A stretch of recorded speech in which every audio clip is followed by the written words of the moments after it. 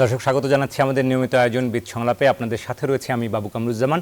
এই অনুষ্ঠানে আমরা দেশ বিদেশের ব্যবসা বাণিজ্য সহ সাম্প্রতিক আলোচিত গুরুত্বপূর্ণ খাত নিয়ে কথা বলি। আসলে আজকে আমরা কথা বলতে চাই রেমিটেন্স আদায়ে ভাটা। আমরা দেখছি যে গত জুলাই মাস থেকে আসলে প্রবাসী আয় কিন্তু একটু কমছে। বিশেষ করে সবশেষ অক্টোবর মাসে বাংলাদেশ ব্যাংকের যে হালনাগাদ তথ্য, সেখানে কিন্তু আমরা দেখতে পাই যে মাত্র $164 কোটি প্রবাসী আয় আসলে এসছে, যেটি গত জুলাই মাসের মধ্যে পর থেকে আসলে এটি সর্বনিম্ন। এর আগে আমরা দেখেছিলাম যে তথ্য পরিসংখ্যান বিশ্লেষণ করে 2019-20 অর্থ বছরে এর আগে অর্থাৎ 1.5 বছর আগে কিন্তু এই $150 কোটি রেমিটেন্স এসেছিল, অর্থাৎ সেই দিকে কিন্তু অনেকটা যাচ্ছে। গত 17 মাসের মধ্যে এটি বলা যায় যে সর্বনিম্ন পর্যায়ে, অর্থাৎ 17 মাস আগে এর থেকে কম রেমিটেন্স $150 কোটি এসেছিল। এখন আসলে কেন রেমিটেন্স আসলে কমছে? এবং আমরা দেখেছি যে করোনাকালীন সময়ে অনেক প্রবাসীরা ফেরত এসেছেন, তারা আর ফিরে যেতে পারেননি। আজকে এই রেমিটেন্স আদায় কেন কমছে তা নিয়ে তাদের বিশ্লেষকদের পর্যবেক্ষণ এবং মতামত আমরা জানবো। আমাদের সঙ্গে দুজন বিশেষ সম্মানিত অতিথি যুক্ত হয়েছেন। পরিচয় করে দিতে চাই, আমাদের সঙ্গে ডক্টর সালেউদ্দিন আহমেদ যুক্ত হয়েছেন, বাংলাদেশ ব্যাংকের সাবেক গভর্নর। স্যার, আপনাকে স্বাগত জানাই আজকের এই আলোচনায় যুক্ত হওয়ার জন্য। আমাদের সঙ্গে একজন বিশিষ্ট ব্যাংকার রয়েছেন, মিউচুয়াল ট্রাস্ট ব্যাংকের ব্যবস্থাপনা পরিচালক ও প্রধান নির্বাহী কর্মকর্তা আমাদের সঙ্গে রয়েছেন সৈয়দ মাহবুবুর রহমান। আপনাকেও স্বাগত জানাচ্ছি আজকের এই আলোচনায়। সরাসরি আসলে প্রশ্নে যেতে চাই, আপনাদের পর্যবেক্ষণ জানতে চাইবো যে এই যে রেমিটেন্স আদায় আমরা বলছিলাম যে একদিকে দেখছি যে প্রবাসীদের কিন্তু সেখানকার জীবনমানও খরচ আসলে করোনার পরে যারা রয়েছেন তাদেরও কিন্তু জীবনমানের খরচ তুলনামূলক আগের থেকে বেড়েছে এবং তারা কম অর্থ পাঠাতে পারছেন। অনেক রকম কারণ থাকতে পারে। ডক্টর সালেউদ্দিন আহমেদ, আপনাকে দিয়ে আসলে শুরু করতে চাই যে স্যার, এই যে রেমিটেন্স আদায়ে আমরা এক ধরনের একটু নিম্নমুখী প্রবণতা দেখতে পাচ্ছি, আপনার কাছে কি মনে হয় যে আসলে কেন এটি কমছে? যদিও বাংলাদেশ ব্যাংকের মুখপাত্র গতকালকেও বলেছেন যে এটি নিয়ে উদ্বেগের খুব বেশি কারণ নেই। স্যার, আপনার মন্তব্য জানতে চাইব। উদ্বেগের কিছু কারণ নেই, এটা একেবারে একদম সোজা সাপটা বলা, সেখানে উদ্বেগের কারণ নিশ্চয়ই আছে। কারণ আপনি জানেন আমাদের কারেন্ট অ্যাকাউন্ট ব্যালেন্সে ব্যাংক ব্যালেন্স হচ্ছে নেগেটিভ ধারাবাহিক ভাবে, এবং কারেন্ট অ্যাকাউন্ট ব্যালেন্সে এটি তো সবচেয়ে বড় জিনিস। আর ওভারঅল রেমিটেন্সের কন্ট্রিবিউশন নেট, যেটা আমি খরচ বাদ দিয়ে আর এমনি বেশি করে কিন্তু এগুলো ব্যাক টু এগুলো বাদ দেন, সেই হিসাবে কিন্তু এদেরই সবচেয়ে বেশি কন্ট্রিবিউশন। অর্থাৎ ডেফিনেটলি এটা গুরুত্বপূর্ণ একটা ব্যাপার। এখন সোজাসুজি বলতে গেলে যে রেমিটেন্স কমছে, এটার কারণটা হলো যে লোক কমে গেছে, অনেক লোক ফেরত আসছে, এটাতে সোজা একটা হিসাব। দ্বিতীয়ত, যারা ওখানে আছে তাদের আয় কমে গেছে, সেটা একটা। তৃতীয়ত, তারা যে টাকাটা পাঠাবে বা পাঠাচ্ছে, তাদের এখানে যে বেশিরভাগই তো তাদের ফ্যামিলি সাপোর্টের জন্য পাঠায়, কিছু কিছু জায়গা জমি কেনে এটা সেটা করে, তাই না? অর্থাৎ সেই ব্যাপারটা তো আনসার্টেন। এখানে টাকা পয়সা যাদের কাছে পাঠায় তাদের ব্যাপারে তারা তো উদ্বিগ্ন কিছু পাঠায়। আর তাদের যে অল্টারনেটিভ ইউজ, যে ল্যান্ড কিনবে, ফ্ল্যাট কিনবে, সেগুলো দাম তো বেড়ে গেছে বা অন্য কিছু।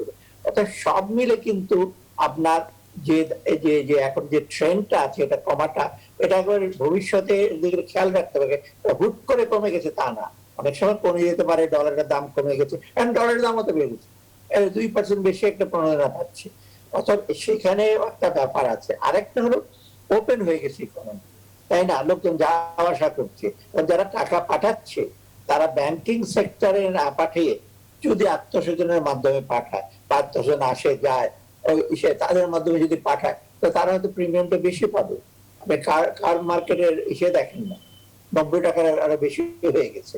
অর্থাৎ এই কতগুলো ডাইনামিক্স কিন্তু কাজ করছে, একেবারে হুট করে একবার হঠাৎ করে কোনো অ্যাক্সিডেন্টাল ব্যাপার না। এইগুলোর ব্যাপারে যথেষ্ট দৃষ্টি দিতে হবে। মুদ্রা কথা হলো, আমাদের যারা রেমিটেন্স পাঠায় তাদের আয়ও কিন্তু অপেক্ষাকৃত অন্যদের দেশের যারা মাইগ্রেন্ট তাদের কম, কারণ আমাদের বেশিরভাগই সেমি স্কিল আনস্কিল। কিন্তু আপনি শ্রীলঙ্কা ধরুন, ফিলিপিন্স ধরুন, ইভেন ভারত ধরুন, তাদের আমি তো দেখেছি, বাবু সাহেব দেখেছি অনেক জায়গায় হোটেলে আছে, ঝাড়ু দেয় আমাদের বাঙালি, কিন্তু সেখানে ম্যানেজার, যে ক্যাফেটেরিয়া ম্যানেজার, সেটা শ্রীলঙ্কার। অর্থাৎ তার ভেতর 4 গুণ 5 গুণ হবে। অর্থাৎ লোক বেশি পাঠালে যে আপনার রেমিটেন্স হবে তা না, লোক পাঠালে একটা অ্যাডভান্টেজ আছে ডেফিনেটলি। আরেকটা জিনিস হলো আমরা ডাইভার্সিফাই করতে হবে। সৌদি আরবের ডিপেন্ডেন্স না, একেবারে মধ্যপ্রাচ্য নির্ভরতা আমাদের। হ্যাঁ, বাংলায় মালয়েশিয়াতে আমরা একটা বিরাট মালয়েশিয়া এখনো বন্ধ আছে। ইউরোপ থেকে কিছু আসছিল, ওইটা যদি ধারাবাহিকভাবে বাড়ে, ইউরোপ থেকে বা ওয়েস্টার্ন কান্ট্রি থেকে, হয়তো আমেরিকাতে ইউরোপ থেকে পাঠাচ্ছে আমাদের যারা সচ্ছল পরিবার আছে, তারাও কিন্তু এখন একটু চিন্তা ভাবনা করছে টাকাটা কিসের জন্য পাঠাবো। অনেক এখানে আত্মীয় ফ্ল্যাট কিনতে চায়, যারা একটু সচ্ছল, তারাও চিন্তা ভাবনা করছে। অতএব এই জিনিসটা আমাদের মাথায় রেখে প্রথমত যারা যাচ্ছে তাদের, আর যারা টাকা পাঠাচ্ছে তাদের ইনভেস্টমেন্ট অপরচুনিটি কম, টাকা পাঠিয়ে বসে আছে, ব্যাংকের সুদের হারও কম। ওরা অনেকে ভাবে যে যাদের অ্যাক্সেস আছে, যাদের টাকা আত্মীয় 5% 6% শুধু টাকা রাখবো, আমি ওখানে ফ্ল্যাট কিনতে পারছি না, জমি কিনতে পারছি না। অতএব সেটা একটা কারণ হতে পারে, যারা একটু অপেক্ষাকৃত, যারা যাদের ক্যাপাসিটি আছে তারাও কিন্তু টাকা পয়সা কম পাঠাচ্ছে। অতএব এই জিনিসটা লক্ষ্য করতে হবে, কোন দেশ থেকে কত আসছে, কিরকম ডিস্ট্রিবিউশনটা কিরকম, তারা কিভাবে পাঠাচ্ছে এবং কত আসছে চ্যানেলের মাধ্যমে, বাইরে থেকে কত আসছে সেটা তো একটু খোঁজ খবর দিলে পারে, তাই না? কার মার্কেটে এসে করতে পারেন, ইউনিট আছে, তারা দেখতে পারে কিভাবে এর দামটা বেড়ে গেছে। অর্থাৎ এখন এই কারণগুলোর দিকে সতর্ক দৃষ্টি রাখতে হবে। একেবারে হঠাৎ করে আবার হুট করে বেড়ে যাবে বা ওটা আরো কমে যাবে, ইভেন্ট কমে গেলেও এটা হয়তো ট্রেনটা হয়তো স্লোলি কমতে পারে, হুট করে একেবারে কমে যাবে তাও না, কিন্তু কমে যাওয়ার যে টেন্ডেন্সি আছে এটা কিন্তু আমাদের একটু আর্লি ওয়ার্নিং হিসাবে একটু ধরতে হবে, তবেই কিন্তু আমাদের সেই ব্যাপারে আমাদের আরেকটা জিনিস আমি শেষ করি, এই যে প্রবাসী যারা যাচ্ছে কোভিড এর ফলে তারা বহু হয়রানি হচ্ছে। আপনি দেখেন কোভিড টেস্ট করবে কি করবে, অর্থাৎ এইটা কিন্তু একটা অত্যন্ত দুঃখজনক ব্যাপার। তারা যারা বাইরে যাচ্ছে তাদেরকে আপনি উৎসাহ করবেন, যত রকম ফ্যাসিলিটি দেবেন। আবার যারা বাইরে থেকে আসছে তাদের, আপনি ফিলিপিনে যারা, আমি ফিলিপিনে দেখেছি আলাদা কাউন্টার, বালিকা বায়ান মেয়েদের বেশিরভাগ যাচ্ছে, আলাদা ওদের কাউন্টার আছে, ইমিগ্রেশন সম্বন্ধে আলাদা ইসে করে। আমাদের দেশে বলা আছে কথায় কথা যে আছে কাউন্টার, বহু উৎসাহ দিচ্ছি, সেটা হচ্ছে না। এই দিকটা কিন্তু লক্ষ্য রাখবেন। অনেকের কাছ থেকে আমরা এটি শুনতে পেয়েছি যে তারা আসলে যাওয়ার পথে অনেক রকম জটিলতার সম্মুখীন হচ্ছেন, হয়রানির শিকার হচ্ছেন, কারণ অনেকেই এখানে রয়েছেন স্বল্প শিক্ষিত জনগোষ্ঠী, তারা কিন্তু আসলে এতটা সব কিছু যে জানবেন বা তথ্য প্রযুক্তি নির্ভর আপডেটেড তেমনটা নয়, যে কারণে তাদের অনেক হয়রানির শিকার আসলে হতে হচ্ছে। এই ব্যবস্থাপনায় আমাদের একটি বড় ঘাটতি আসলে রয়েছে। স্যার, আমরা আপনার কাছে আবারও আসবো। আমরা সৈয়দ মাহবুবুর রহমানের কাছ থেকে একটু শুনতে চাইবো, ব্যবস্থাপনা পরিচালক এবং প্রধান নির্বাহী কর্মকর্তা, mutual trust bank. Syed Mahbubur Rahman, আপনার কাছ থেকেও একই বিষয়ে আসলে পর্যবেক্ষণ জানতে চাইবো এবং একই সঙ্গে একটু জানতে চাইবো যে আমাদের ব্যাংকিং চ্যানেলের পাশাপাশি আবারও কি প্রবাসীদের মধ্যে এক ধরনের প্রবণতা তৈরি হচ্ছে কিনা যে একটু হুন্ডি বা অন্য কোনো বিকল্প মাধ্যমে একটু পাঠানো, যদিও আমাদের 2% প্রণোদনার ব্যবস্থা এখনো রয়েছে। আপনার কাছ থেকে জানতে চাইবো সৈয়দ মাহবুবুর রহমান। ধন্যবাদ।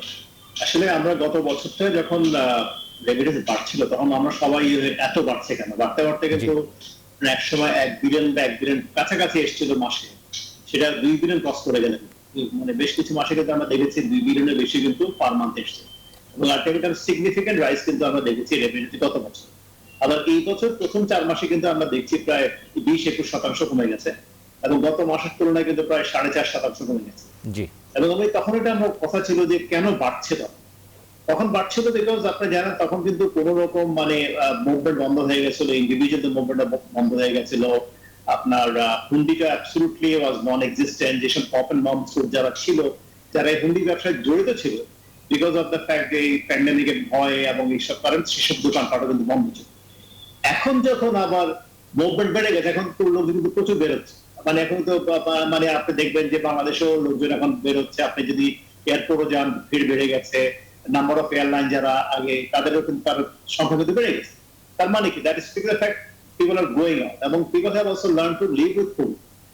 এখন এখন যেহেতু এখন আবার এই মম এন্ড পপ গুলো চলে এসছে, এবং হুন্ডি কিন্তু is one of the major আমি বলবো রিজন যার জন্য কিন্তু এটা হচ্ছে। এখন কি হয়, এখন ধরেন আমাদের আবার ডিউটি স্ট্রাকচারের ইস্যু আছে।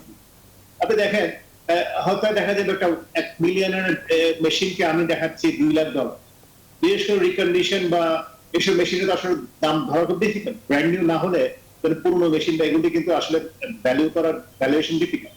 তো এখন ধরুন $1 মিলিয়ন দেখবেন ওটা মেশিন সেটা করছি আমি $2 লাখ, তো তাদের বাকি টাকাটা কিন্তু হুন্ডি হচ্ছে। হুন্ডি হলে হুন্ডি মানে কি, টাকাটা আমি এখানে লোকালে দিয়ে দিচ্ছি কিন্তু ওখানে ডলারটা কিন্তু আসছে, জি হিসাবে আসছে। তো ওইটা কিন্তু এখন তারা কি করছে, তারা তখন ওই যে ওখান থেকে যে টাকাটা আপনার যারা আমাদের কাজ করছেন তাদের যে টাকাটা নিয়ে পাঠাতো, যারা পাঠাতেন সেটা কিন্তু এখন তারা ওখান থেকে ওরা কিন্তু এখন যারা হুন্ডিওয়ালা তারা কিন্তু টাকা ওদের সেই ডলারটা বা ওদের সেই ইয়েটা নিয়ে ফরেন কারেন্সি নিয়ে নিচ্ছে, ওদের যে এজেন্ট এখানে লোকাল কারেন্সি তাদের সাথে কিন্তু ডিলটা হচ্ছে। তো মুভমেন্ট অফ ফান্ড কিন্তু আর হচ্ছে না। তো এটা কিন্তু একটা বিরাট কারণ যার জন্য আপনার এখন হচ্ছে। আরেকটা যেটা হচ্ছে, যেমন ধরেন আপনি দেখবেন কার্ড মার্কেটের সাথে কিন্তু ফরেন মার্কেটের ডিফারেন্স এখন 4-5 টাকা হয়ে গেছে, যেহেতু মানুষের মুভমেন্ট বা তারা কিন্তু ক্যাশ ডলার তো নাই বাজারে, ক্যাশ ডলার কিন্তু অনেক চাপ পড়ছে, ক্যাশ ডলার সবসময় পাওয়া যায় এবং কার্ড মার্কেটের সাথে কিন্তু দেখা 3-4 টাকার মতো কিন্তু অলরেডি ডিফারেন্স হয়ে গেছে। তো এইসব কারণ এবং এট দ্য সেম টাইম আমরা যেটা স্যার বললেন যে আমাদের কিন্তু যে লোক যেভাবে যে হারে যেতে পারবে সেটার কিন্তু হারটা কমে গেছে। আর স্যার যেটা বললেন অনেকের হয়তো ওখানে যে বেতন পেতে সেখানে ইকোনমি কিন্তু সব দেশেই ইফেক্ট করছে। জি, এটি একটি বড় কারণ। তেলের দাম আবার বাড়াতে হয়তো আবার হয়তো ইকোনমি আবার টার্নিং অ্যারাউন্ড। কিন্তু আপনি জানেন কিছু কিছু মিডল ইস্ট কান্ট্রিতে কিন্তু অলরেডি ইনকামের উপর ট্যাক্স পড়ে গেছে, তো তার ডিসপোজাল ইনকামটা কিন্তু কমে গেছে, সে যেটা পাঠাতে পারত। এই সবকিছু মিলিয়ে আমরা এখন দেখতে পাচ্ছি যে এখন আসলে এই নাম্বারটা কমে আসছে। এখন আমরা যদি ট্রেডিশনাল, আবার একটা জিনিস খেয়াল করেন, আমি আমার মিউচুয়াল ট্রাস্টের কথা বলি, আমার ব্যাংকে কিন্তু আপনার রেমিটেন্স কিন্তু কমে না, বিকজ আমরা কিন্তু প্রেসার আমরা যেখানে ফোকাস করছি সেটা হচ্ছে যে online payment, real time payment. এখন ধরেন ইএফটিএন বা আপনার বিএফটিএন দিয়ে যদি আপনি যদি করতে যান, সেটা দিয়ে হয় কি আপনার রিয়েল টাইমটা হয় না। Real time payment is also very important. যে আমরা কিন্তু দেখতে পাই যে আমরা যেগুলো যে সমস্ত স্টার্টআপ কোম্পানি বা ভেঞ্চার ক্যাপিটাল যে সমস্ত কোম্পানির other than the exchange houses, তারা কিন্তু they are reaching out to the sender. তারা কিন্তু ওই যারা ওই এক্সচেঞ্জে আসতে চান না, তারা কিন্তু সরাসরি অ্যাপের মাধ্যমে টাকাটা পাঠাচ্ছে। তো যে সমস্ত ব্যাংকে এইসব কোম্পানির সাথে বেশি অ্যারেঞ্জমেন্ট ভালো আছে, এপিআই কানেক্টেড আছে, সেই সমস্ত ব্যাংকে কিন্তু আসলে রেমিটেন্স এভাবে কমে নাই। তো ওই ব্যাপারটা কিন্তু আমরা দেখতে পাই যে অনলাইন বিশেষ করে হোয়াইট কলার পেমেন্ট যারা হয় তারা কিন্তু আসলে এটা করা কিন্তু বেসিক্যালি অনলাইনে পেমেন্ট করে। এবং আমাদের এখানে কিন্তু যদি আমরা ডিজিটাল অ্যাওয়ারনেস বাড়াতে পারি both at the send and end at the receiving end, যে তোমাকে অনলাইনে পেমেন্টটা করবে, তাহলে হয়তো আমরা দেখতে পারি যে এখানে কিন্তু আমরা হয়তো এটা কাজ যেটা স্যার বললেন, আমরা যদি আসলে অল্টারনেট মার্কেট চিন্তা না করি, আমরা আপস্কিল না করে স্কিলটাকে আপ না করি, আমরা যে সেই মানে আনস্কিল লেবার পাঠাতে থাকি, তাহলে কিন্তু আসলে আমরা এখান থেকে খুব একটা যে সুফল পাবো না, একটু উত্তর দেখতে পাবো। জি, অনেক ধন্যবাদ সৈয়দ মাহবুবুর রহমান। আমরা আবারও আসবো আপনার কাছে। আমরা সালাউদ্দিন আহমেদ স্যার আপনার কাছ থেকে আরেকবার একটু জানতে চাইবো যে আসলে এই যে অব্যবস্থাপনার কথা বলছিলেন, যারা যে করোনাকালীন সময় অনেক প্রবাসী শ্রমিক আসলে ফেরত এসেছে, তাদেরকে আমরা কতখানি আসলে ব্যবস্থাপনার মাধ্যমে পাঠাতে পেরেছি, সেখানে দক্ষ শ্রমিকের বিষয়টা না হয় পরে আসি, তাদের জন্যই বা আমরা আসলে কি করতে পেরেছি, সেটিও একটি বড় কারণ কিনা যে এই রেমিটেন্সে ধাক্কা পড়ার। এই দিকটা আমার মনে হয় বিশেষ নজর দেওয়া দরকার। আমরা দেখেছি বেশিরভাগ সময়, বেশিরভাগ কেন এখনো, যে শ্রমিকরা এখানে এমপ্লয়মেন্ট নাই, ওদের বেকার, অর্থাৎ ওরা নিজেদের উদ্যোগের জিম্মি পারে ওরা যাবে, অর্থাৎ তাদের সম্পূর্ণ তাদের উপর ছেড়ে দেওয়া, এটা কিন্তু অত্যন্ত ভুল একটা ইস্যু। সেই সাথে আমি বলি গভর্নমেন্টের যে আপনার মেজর নীতিগুলো, যেগুলো ম্যাক্রো পলিসিগুলো সামষ্টিক না থাকে, সেগুলো কিন্তু আমি বলি অন্য যেখানে আপনি আরএমজি সেক্টরে বা অন্যান্য সেক্টরে আপনি প্রচুর প্রণোদনা দিচ্ছেন প্রত্যক্ষভাবে পরোক্ষভাবে, এখানে কিন্তু একেবারে খুবই কম। অথবা এই জিনিসটা দেখবেন তারা নিজেই কোন রকম ভাবে যাচ্ছে, প্রাইভেট যারা, এবং সেখানে অব্যবস্থাপনা, হয়রানি এগুলো হচ্ছে এবং অর্থ বেশি খরচ হচ্ছে। যদিও আমরা দেখেছি অনেক দেশ যারা মালয়েশিয়া বলুন বা অন্য দেশ বলে যে আমরা গভর্নমেন্ট টু গভর্নমেন্ট আমরা ইস্যু করবো, গভর্নমেন্ট থেকে ইনিশিয়েটিভ নেবে, সেটাও তো ফেল করেছে। একটা হলো যে আপনার গভর্নমেন্ট যারা এজেন্সিতে, তাদের আমি মনে করি যে কর্মদক্ষতার কিছু অভাব আছে বা তাদের আপনার বলি যে সিরিয়াসনেস। আর ওইদিকে যারা প্রাইভেট ম্যান পাওয়ার এজেন্ট আছে, তারা কিন্তু একটা গোষ্ঠী একটা চাপও সৃষ্টি করে যে আমাদের মাধ্যমে পাঠাতে, আমরা দেখবো কিভাবে, আমরাই চেষ্টা করি। তারাও যদি একটা বিরাট একটা কন্ট্রিবিউশন করছে কিন্তু ম্যান পাওয়ার, এবং বেশিরভাগ লোক কিন্তু যাচ্ছে তাদের মাধ্যমে, কিন্তু কষ্ট অত্যন্ত বেশি। অর্থাৎ এইটা যে এইখানে যে প্রথমেই লোকজনের ধারণা, আমি জানি আমাদের অনেক গ্রামের আছে, তারা বলে যে ওই দেশে যেতে স্যার এত লক্ষ টাকা লাগবে, ওই দেশে আরো বেশি লাগবে, কিন্তু খরচ যদি আপনি দেখেন ভাড়া টাড়া মিলে এত নেওয়ার কথা না। অর্থাৎ একটা বিরাট একটা মাঝখানে মধ্যসত্ত্ব সে চলে আসছে। এটা আমি মনে হয় because of the lack of proper policy support এবং গভর্নমেন্ট ইনস্টিটিউশন গুলো যেগুলো আছে সেগুলো, আর ওইদিকে ম্যান পাওয়ারদের তাদেরও তো কিন্তু মনিটরিং এবং নিয়ন্ত্রণ করতে করতে হবে। তারা ইচ্ছা মতো টাকা চাইবে, যা ইচ্ছা তা করবে, সেটা তো হবে না। নিশ্চয়ই। এটা ফেল করেছে। জি স্যার, আমরা আরো কথা বলবো, বিশেষ করে দক্ষ জনবলের যে চ্যালেঞ্জ তা নিয়েও আপনার কাছে জানতে চাইবো। আমাদের একটা বিরতি নেবার সময় হয়েছে এই পর্যায়ে। দর্শক বিদ সংলাপে আমরা একটা ছোট্ট বিরতি নিচ্ছি, আশা করি এই আলোচনার সাথে থাকবেন। দর্শক বিরতির পর আবারও স্বাগত জানাচ্ছি বিদ সংলাপে। আমরা কথা বলছি রেমিটেন্স জোয়ারে ভাটা এই শিরোনামে। আমাদের সঙ্গে দুজন বিশেষ অতিথি রয়েছেন, ডক্টর সালেউদ্দিন আহমেদ, বাংলাদেশ ব্যাংকের সাবেক গভর্নর এবং মিউচুয়াল ট্রাস্ট ব্যাংকের ব্যবস্থাপনা পরিচালক ও প্রধান নির্বাহী কর্মকর্তা সৈয়দ মাহবুবুর রহমান। দুজনকে আরও একবার স্বাগত জানাচ্ছি আলোচনায়। আমরা সরাসরি আলোচনায় যেতে চাই। সৈয়দ মাহবুবুর রহমান, এই পর্যায়ে আপনার কাছে একবার আসতে চাই। মোটা দাগে আসলে এই যে প্রবাসী আয়ের যে ভাটার বিষয় নিয়ে আসলে শুনতে পাচ্ছি না। আচ্ছা, এখন কি শুনতে পান আমাকে? জি, শুনতে পাচ্ছেন? এখন শুনতে পাচ্ছেন? জি জি, আমি আপনার কাছে আসতে চাই। মূলত যে বিষয়টি জানতে চাই, যে বিরতির আগে অনেকগুলো বিষয় আসলে বলেছেন, এখন জানতে চাইবো যে আমাদের দেশে আসলে সালেউদ্দিন স্যার কিছুটা বলেছেন যে আমরা নতুন বাজার খোঁজার বিষয়টি, আমরা আসলে এই নতুন বাজারের দিকে মনোযোগ দেওয়াটা কতখানি জরুরি এবং সেটি খুঁজে বের করার জন্য কি করা যেতে পারে। পাশাপাশি দক্ষ শ্রমিকের বিষয় নিয়ে আপনাদের দুজনের কাছে জানতে চাইবো। শুরুতে আপনার কাছে একটু জানতে চাইবো যে আমরা দক্ষ জনবল আসলে কতটা তৈরি করতে পারছি, সেই ট্রেন্ডটা আসলে কেমন আমাদের? যেটা হচ্ছে কি, দক্ষ জনবল খুব ইম্পর্টেন্ট। কেন হচ্ছে কি, আমাদের যে কোনো ব্যবসা বা যে কোনো লাইনে দেখেন, মানুষ কিন্তু ট্রেডিশনাল ওয়ে থেকে বেরিয়ে আসছে। মানুষটা কিন্তু ইনোভেটিভ হওয়ার চেষ্টা করছে, কারণ ইনোভেশন না হলে কিন্তু এখন উপায় নেই। কারণ ট্রেডিশনাল ওয়েতে এখন সবাই যেখানে আসছে, মানে কম্পিটিশন বাড়ছে, তো স্বাভাবিকভাবে আমাকে অন্যখানে দেখতে হবে। সেই জন্য আমাদের at the same time value add করতে হবে। আপনি দেখবেন যে আমাদের গার্মেন্টস এর কথা সবসময় হয় যে আমরা কিন্তু ভ্যালু চেনের উপর আসতে পারি, যার জন্য আমরা কিন্তু ভলিউম বাড়ছে, আমাদের ভলিউম দিয়ে ভ্যালু কভার করতে হচ্ছে, আমরা কিন্তু ভালো দামটা পাচ্ছি না। এবং সেখানে শ্রীলঙ্কা দেখেন, অন্যখানে দেখেন, তারা কিন্তু তারা ভ্যালু অ্যাড করতে পেরেছে, ওদের কিন্তু দাম, ওরা বেটার প্রাইস পাচ্ছে। সেই একই কথা কিন্তু খাটে আমাদের যারা লেবার, যারা শ্রমজীবী যারা আছে, সেখানে আপনি যদি ভ্যালু অ্যাড না করতে পারেন, আপস্কিল না করতে পারেন, এই যে কথা আসছে যে আমাদের যে এই যে হুন্ডি হচ্ছে, যদি আজকে ওরা একটু আপস্কিল করা যেত, একটু লিটারেট করা যেত, তাহলে কিন্তু ওনারা কিন্তু অনলাইনে টাকাটা পাঠাতে পারতেন। সেখানে কিন্তু আমাদের ওই একটা ইয়ে ছিল যে এই যে হুন্ডির মাধ্যমে টাকা আসা কমতে পারতো। আরেকটা হচ্ছে যে তাদের যেহেতু আপস্কিল করছি, তারা কিন্তু সেখানেও ভালো টাকা পাচ্ছে, রেটটা কিন্তু আগের চেয়ে অন্য যে আনস্কিল হিসাবে টাকা পেতেন, স্কিল হওয়াতে তার কিন্তু টাকাটা বেশি হতো। আপনি নেপালে দেখেন বা ফিলিপিনে দেখেন, ওদের কিন্তু সংখ্যা আমাদের চেয়ে কম, কিন্তু ওদের ভ্যালু কিন্তু অনেক বেশি। কেন? সেটা হচ্ছে ওরা কিন্তু একটা ট্রেন করে পাঠাচ্ছে যাদের জন্য, তার জন্য ওরা কিন্তু একটা বেটার রেট পাচ্ছে। এবং একটা সেম টাইম একটা কন্ট্রোল থাকা কিন্তু ইম্পর্টেন্ট, তার নিরাপত্তার ব্যাপারটা। আমি একটা শুধু এক্সাম্পল দিই। আমি শুনেছি ফিলিপিন যখন ওরা বাইরে পাঠায়, ওরা ওদের সরকারের মাধ্যমে ওরা কিন্তু ট্রেন করে, এবং ট্রেন শুধু করে না, একটা ফোন মতো দিয়ে দেয় ওদেরকে, যাতে করে কোথাও কখনো যদি কোনো রকম ওরা যদি কোনো অ্যাবিউজ হয়, ওরা এখানে বাটন ক্লিক করে ওদের এম্বাসি বা নিয়ারেস্ট এম্বাসিতে ওরা কলটা পেয়ে যায়, সাথে সাথে কিন্তু দে টেক অ্যাকশন। এটা কিন্তু ইজ ইম্পর্টেন্ট। তো আমার কাছে মনে হয় এট দ্য সেম টাইম আমাদেরকে বের করতে হবে অন্যান্য দেশে কোথায় কোথায় অপরচুনিটিস গুলো আছে, সেইখানে আমাদেরকে লোক পাঠাতে হবে। এবং সেইভাবে যদি আমরা আসলে যদি দক্ষ শ্রমিক ক্রিয়েট না করতে পারি, নতুন মার্কেট ক্রিয়েট না করতে পারি, আমরা কিন্তু খুব সমস্যায় কিন্তু এখানে আটকে যাবো। যেমন ধর ইউকের কথা বলি, ইউকে তো থার্ড জেনারেশন চলে গেছে, আস্তে আস্তে স্বাভাবিক থার্ড জেনারেশনের কিন্তু দেশে টাকা পাঠাবে না। এবং ইউকেতে আপনি যদি সিলেটে যান, ওখানে কিন্তু রেমিটেন্স কিন্তু আস্তে আস্তে কমে যাচ্ছে।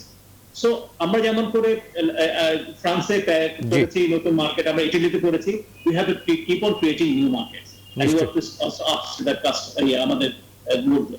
জি স্যার, অনেক ধন্যবাদ আপনার পর্যবেক্ষণের জন্য। আমরা ডক্টর সালেউদ্দিন আহমেদ আপনার কাছে আসতে চাই।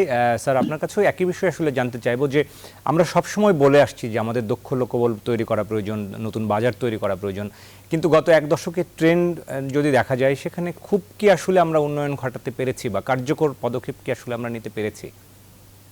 না, আমরা তেমনটা উন্নতি করতে পারি নাই দক্ষ শ্রমিকদের। এটা আমি বলবো, এটা আমাদের যে শিক্ষা এবং প্রশিক্ষণ ক্ষেত্রে যে আমাদের দুর্নীতি আছে, যে আমরা অনেক অনেক প্রশিক্ষণ ইনস্টিটিউশন আছে, কিন্তু আপনার কোয়ালিটি ট্রেনিং, কোয়ালিটি কোর্স দেওয়া এটা কিন্তু খুব কম। আমি এই পর্যায়ে বলবো যে এখানে কিন্তু একটা বড় জোর একটা এফোর্ট দিতে হবে। এটা সরকারি প্রতিষ্ঠান কিন্তু পারবে না, বেসরকারি ডিপেন্ড করতে হবে। কিন্তু বেসরকারি প্রতিষ্ঠান আবার প্রবলেমটা হলো কি, ইউনিফর্ম কোয়ালিটি নাই, টাকা পয়সা নিয়ে কয়েকদিন যায়, তারপর আমি দেখেছি অনেক অনেক কম্পিউটার কোর্স করেছে, আসার পর যদি জিজ্ঞেস করেন হার্ডওয়্যার সফটওয়্যার সম্বন্ধে অনেক প্রশ্ন, ব্যাংকার অনেকেই দেখেছে অন্য অন্য জায়গা থেকে আসে সকল ইনস্টিটিউটে, কিন্তু না, অর্থাৎ এইটাকে ইনশোর করেন দক্ষ শ্রমিক। আমি বলি সব ডিগ্রিধারী হতে হবে, সার্টিফিকেট লোয়ার লেভেলে তো আপনি বিভিন্ন। আরেকটা প্রজেকশন করতে হবে কোথায় কোন দেশে কিরকম ডিমান্ড। আমাদের যে দুঃখজনক ভাবে আমাদের যে এমবেসি গুলো আছে, বলে ইকোনমিক ডিপ্লোমেসি করি আমরা, কিন্তু ইকোনমিক ডিপ্লোমেসি মনে হয় তারা করে। তা জানতে হবে কোন দেশে। ঢাকায় বসে তো সরকারও এতটা বুঝতে পারবে না, বা প্রাইভেট হিসেবে বুঝতে পারবে, তারাই তো ফিডব্যাক দেবে যে এই দেশে কিন্তু এই জিনিসটা এখন চাহিদা বাড়ছে, ইমিডিয়েটলি ফিডব্যাক দেখ না তারা, তবেই তো আপনি তৈরি করতে পারবেন। এটা কিন্তু দুঃখজনক ভাবে একেবারেই হচ্ছে না আমাদের দেশে। অর্থাৎ এই দুইটা জিনিস, কারণ আরেকটা হলো আপনি mix of both skill, highly skill, semi skill, non skill হয় বুঝতে হবে, সবাইকে। মানে ভারতের দৃষ্টান্ত দেখুন, ওখানে হাইলি স্কিল লোক আছে, সেমি স্কিল লোক আছে, একেবারে আনস্কিল লোক আছে, সব মিলে আপনার একটা বিরাট একটা অঙ্ক কাছে আসে। অতএব এই জিনিসটা যদি দেখি যে সবাই দক্ষ পাঠাবো, সেটা সম্ভব। দরকার হলে আমাদের দক্ষ লোকের অভাব হয়ে যাবে আমাদের দেশে, সবাই পাঠিয়ে দেবেন বাইরে। অতএব আপনি মিক্স আপ অফিসে, এবং এটা করলে কিন্তু আমাদের রেমিটেন্স অব্যাহত ভাবে আমরা ভালোভাবে পাবো। জি স্যার, তার মানে দক্ষ জনবল তৈরি করার আসলে কোনো বিকল্প আমাদের নেই। আমরা সময় স্বল্পতা, আরেকটা বিরতিতে যেতে হচ্ছে, এরপরে সে আরও কথা বলবো। দর্শক, আমরা বিদ সংলাপে আরেকটা ছোট্ট বিরতি নিচ্ছি, ফিরছি একটু পর, আশা করি আমাদের আলোচনার সাথে থাকবেন। দর্শক, আরও একবার স্বাগত জানাচ্ছি বিদ সংলাপে। আমরা আজকে কথা বলছি রেমিটেন্স জোয়ারে ভাটা এই শিরোনামে। আমাদের সঙ্গে দুজন অতিথি রয়েছেন, সরাসরি আলোচনায় যেতে চাই। আমরা ডক্টর সালেউদ্দিন আহমেদ, আপনি বিরতির আগে বলছিলেন যে বিষয়টি নিয়ে আসলে দক্ষ জনবল এর বিকল্প নেই এবং নতুন বাজার নিশ্চিত করা খুবই জরুরি। এর পাশাপাশি একটু জানতে চাইবো যে আমরা রেমিটেন্স নিয়ে অনেক কথাই বলছি, সাম্প্রতিক অর্থনীতির, আপনি একজন অর্থনীতিবিদ, একই সঙ্গে বাংলাদেশের সাবেক গভর্নর হিসেবে, আপনার কাছ থেকে জানতে চাইবো, ডক্টর সালেউদ্দিন আহমেদ নিশ্চয়ই আমাকে শুনতে পাচ্ছেন স্যার? জি জি স্যার, আপনার কাছ থেকে আসলে জানতে চাইবো যে সার্বিকভাবে আমরা রেমিটেন্সের অনেকগুলো বিষয় নিয়ে আসলে কথা বলছিলাম, অর্থনীতির করোনা পরবর্তী যে অর্থনীতি পুনরুদ্ধার প্রক্রিয়া, এবং সেখানে আমরা বিশ্ব প্রেক্ষাপটে বাংলাদেশের রপ্তানির সূচক আমরা দেখছি রপ্তানিতে বেশ রেকর্ড করেছে। গতকাল রপ্তানি উন্নয়ন ব্যুরো একটি তথ্য প্রকাশ করেছে। সব মিলে আসলে অর্থনীতির ব্যালেন্স অফ পেমেন্ট নিয়ে আপনি কথা বলছিলেন। অর্থনীতিকে এখন যদি মূল্যায়ন করেন মোটা দাগে, যে এখন আসলে আমাদের সক্ষমতা জায়গাটি কেমন দেখছেন আপনি? আমরা এখন যে পর্যায়ে এসেছি, বাংলাদেশে কিন্তু তুলনামূলকভাবে অন্য দেশের তুলনায় মানে মোটামুটি আমরা একটা, আমি বলবো যে খুব একটা স্থির অবস্থায় আসছি। এখন আর পিক আপ করার ইনিশিয়াল স্টেজে আমরা আসছি ঘুরে দাঁড়াতে। তবে এখানে কিছু যে ইন্ডিকেশন ইনিশিয়াল হিসেবে ভালো, যেন রপ্তানি বাড়ছে, রেমিটেন্স একটু কমক, সেটা একটা বিশাল একটা ব্যাপার না।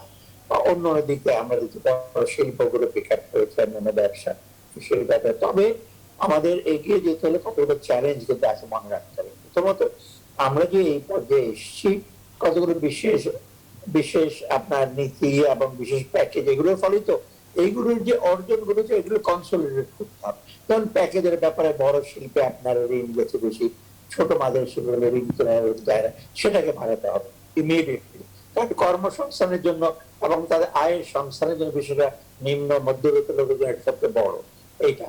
আর দ্বিতীয়ত হলো রপ্তানির ব্যাপারে আমি আবার বলবো এক্সপোর্ট ডাইভার্সিফিকেশনটা খুব জোরদার। তৃতীয় হলো ইনভেস্টমেন্টের ব্যাপারে। আমাদের যে ইনভেস্টমেন্ট কিন্তু এখন 27-28 মধ্যে আটকে আছে, এখন 32-34 মধ্যে দিতে হবে। এইদিকে সেভিংটাই হোক, কিন্তু আমাদের যে ইনভেস্টরদের কনফিডেন্স আনতে হবে। আপনি দেখছেন যে আমাদের যে কবি যে ডুইং বিজনেস, এখনো কিন্তু নানা রকম হার্ডল, এখনো নানা রকম সময় লাগে। বিশেষ করে বাইরের লোকজন আনতে হলে কিন্তু আপনার এখানে অ্যাট্রাকটিভ করতে হবে জায়গাটাকে। আপনি আজকে দেখেন কে লিখেছে, if honey is with you, bee will come, একজন কোট করেছে পেপারে থেকে।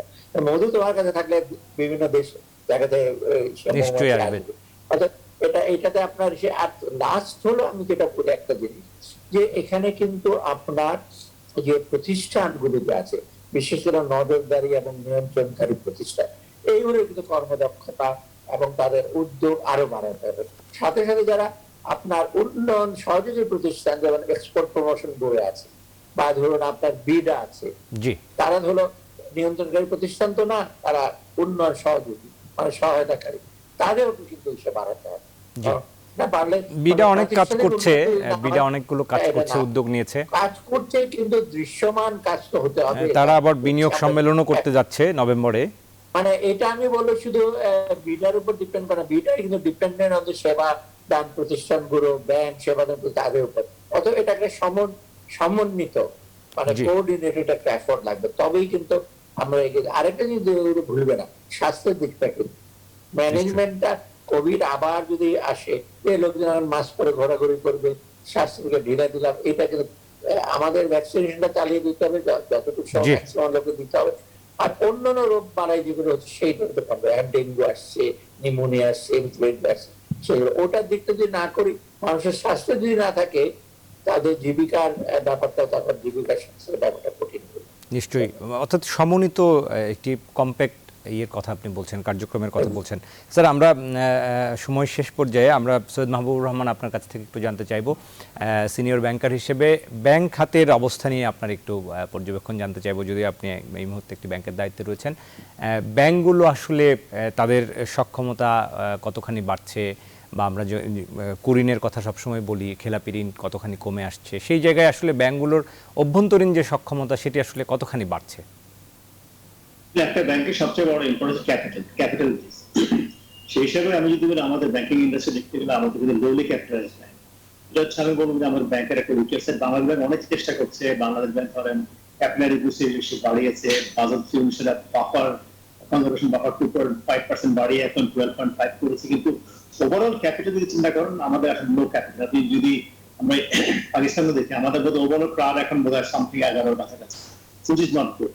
At the same time, এই যে প্যান্ডেমিকের কারণে আমরা বিভিন্ন ধরনের পেমেন্ট মনিটরিং দিয়েছি, ডিফারেন্স দিয়েছি, এগুলো যখন ধরেন এই বছরই শেষ, এর পরবর্তী বছর যদি আমরা মোটামুটি এরকম লেভেলে থাকি, মানে প্যান্ডেমিক যদি এরকম সিরিয়াল না হয়, তাহলে দেখা যাবে এগুলো যখন পেমেন্ট মানে উঠে আসবে, তখন কিন্তু is going to challenging time for us.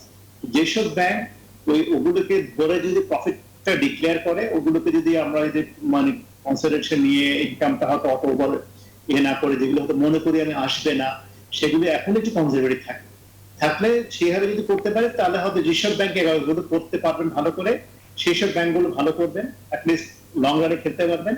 কিন্তু যেসব ব্যাংক বেশি প্রফিট দেখাতে যাবেন এগুলি কনসিডারেশন না নিয়ে, তাদের কিন্তু প্রবলেম। তো আমার কাছে মনে হয় সামনের দিনগুলো একটু আমাদের এই শীতের জন্য আমাদের এখন থেকে আমাদের ব্যালেন্স শিটটাকে বিল্ড আপ করতে হবে। আমরা খুব বেশি ডিভিডেন্ড বা খুব বেশি প্রফিটেবিলিটি না করে আমরা বরঞ্চ একটু কনজারভেটিভ থাকি। তাতে করে আমার মনে হয় এই পোস্ট প্যান্ডেমিক টাইমের যে ঝড়টা আসবে, যখন দেখা যাবে অনেক company will not be able to come out of this issue, এবং হয়তো আমাদের অনেক রিস্ট্রাকচারিং করতে হতে পারে, রিস্ট্রাকচারিং করতে হতে পারে, সেক্ষেত্রে বাংলাদেশ ব্যাংক এবং ব্যাংকিং ইন্ডাস্ট্রি একসাথে কাজ করতে হবে। তাহলে হয়তো আমরা একটা ভালো আদারওয়াইজ কিন্তু একটা চ্যালেঞ্জিং টাইম কিন্তু সামনে আমাদের আছে। জি, নিশ্চয়ই। অনেক ধন্যবাদ সুন্দর পর্যবেক্ষণের জন্য। আমরা অনুষ্ঠান একেবারে শেষ করব, শেষ বক্তব্য শুনবো ডক্টর সালেউদ্দিন আহমেদ আপনার কাছ থেকে, যে নতুন প্রজন্মের ব্যাংকগুলো যে আসলো, আমরা আসলে তাদের নিয়ে আপনার মূল্যায়ন জানতে চাইবো। তারা আসলে কতখানি তাদের পারফরমেন্সের জায়গা যদি আপনি বলেন, যে কতখানি ভালো আসলে করতে পারলো। নতুন প্রজন্মের ব্যাংক ধারাইভাবে বলা যাবে না যে সবাই খারাপ করে সবাই ভালো করছে, তবে আমি মনে করি বেশিরভাগ গুলো কিন্তু আমরা অনেক জানি, যেটা মাহবুব সাহেব রাইটলি বলছে, ক্যাপিটালের ক্যাপিটালটা বাড়ানো প্লাস অন্যান্য পারফরমেন্স গুলো কিন্তু বাড়ানো। আমি যেটা সাধারণত সংখ্যায় বলি, মোর অফ দ্য সেম, মানে ব্যাংক বেশি আসছে, একই কাজ করছে, একই ভুল করছে, একই কাজ করছে। অর্থাৎ ইনোভেটিভ জিনিসটা আনতে হবে। আপনি আপনি ক্লায়েন্টেল বেজ আপনি বাড়াবেন, নতুন ক্লায়েন্ট, আপনি যদি একই খুঁজতে থাকেন, ফার্স্ট জেনারেশন সেকেন্ড জেনারেশন ভালো ক্লায়েন্টের পিছনে আপনি দৌড়াতে থাকেন, ডিপোজিটার আপনি পুরনো বড় বড় ডিপোজিট আপনি দৌড়াতে থাকেন, তবে আর ইনোভেশন নতুন ব্যাংক দিলাম। তবে অতএব এই নতুন ব্যাংকগুলি কিন্তু আপনি ঘুরে যদি না দাঁড়ায়, আমার মনে সময় আসছে, অপ্রিয় সত্য হলো কিছু কিছু ব্যাংক বা কিছু ফাইন্যান্সিয়াল ইনস্টিটিউশন অলসো, আমি বলি একটা দুইটা ফাইন্যান্সিয়াল ইনস্টিটিউশন একত্রীভূত হয়ে যাক, অথবা একটা ব্যাংকের সাথে ফাইন্যান্সিয়াল ইনস্টিটিউশন একত্রীভূত হয়ে যায়, অথবা দুইটা ব্যাংক ছোটখাটো ব্যাংক এক হয়ে যায়। তবে আমি বলছি না যে সব একটা অন্য বড় বড় ব্যাংক সবগুলো নিয়ে নেবে। অনেক সময় বলে too big to fail, too big কিন্তু ফেল করে, টু বিগ ফেল করলে কিন্তু বেশিরভাগ লোক সর্বস্বার্থ হয়ে যায়। অতএব এটা ব্যালেন্স করতে হবে, এবং ব্যালেন্সিং সেটা খুব ডিফিকাল্ট। এখানে বাংলাদেশ ব্যাংকে কিন্তু যথেষ্ট শক্ত অবস্থান নিতে হবে, এবং যথেষ্ট আরো একটু প্রোঅ্যাক্টিভ হতে পারে। অবশ্য সমস্ত ম্যানেজমেন্ট ডিপেন্ড করে ব্যাংকারদের উপর, তারা ম্যানেজ, কিন্তু বাংলাদেশের ব্যাংকের দরকার আছে তাদেরকে ঠিকভাবে ব্যবসা করা। আর আমি বলবো পুঁজিবাজার সম্পর্কে একই কথা, পুঁজিবাজার আমরা দেখছি হঠাৎ করে আসার আলো দেখাচ্ছে, হঠাৎ করে আবার নিভু নিভু করছে। এটা এটা এটা এটা একটু এটা কিন্তু ঠিক করতে হবে। জাস্ট হুট করে দাম বেড়ে যাচ্ছে আর আমরা তো একটু ইমোশনাল, আরে পুঁজিবাজার তো অনেক উন্নতি হয়ে গেছে আমাদের, এত শর্ট হিসেবে পুঁজিবাজারের উন্নতি বা পারফরমেন্স করা যাবে সেটাকে। স্যার অসংখ্য ধন্যবাদ জানাচ্ছি আজকের এই আলোচনায় যুক্ত হবার জন্য। আমরা আজকের মতো বিট সংলাপ এখানেই শেষ করছি। দর্শক, আশা করি আগামীকাল আবারও দেখা হবে নতুন বিষয় নিয়ে, নতুন অতিথির সাথে। ভালো থাকুন, সুস্থ থাকুন, নিরাপদে থাকুন।